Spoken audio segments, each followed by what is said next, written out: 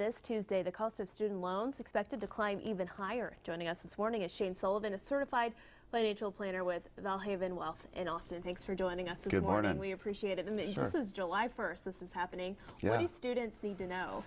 Well, unfortunately for many students and parents who rely on student loans to afford college tuition, the cost of education just went up again.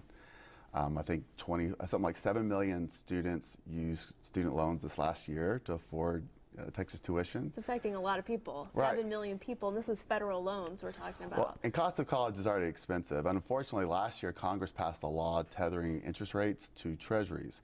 Treasuries have been historically low, so a lot of people are anticipating as rates go up that we're going to have more conversations like this about the cost of college going up as well. And so many students these days, they have loans and they have to take out these loans to be able to go to college.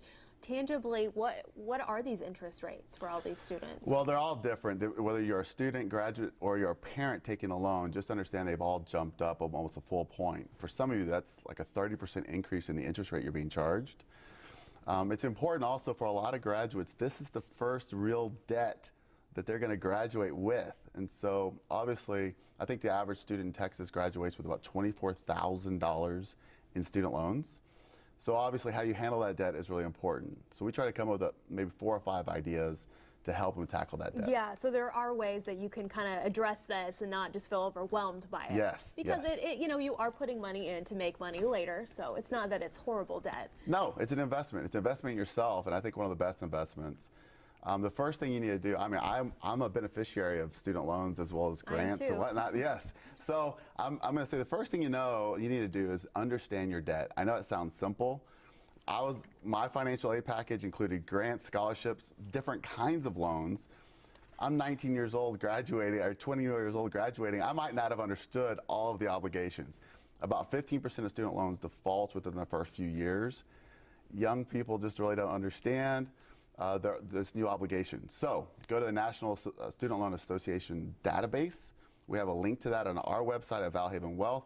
Find out what kind of loans you have when you need to start making those payments. Yeah, because if you're unemployed, you can also get them deferred. So you need to really have the right information. Good point. Actually, a lot of these lenders, as soon as you graduate, you have to start paying them back.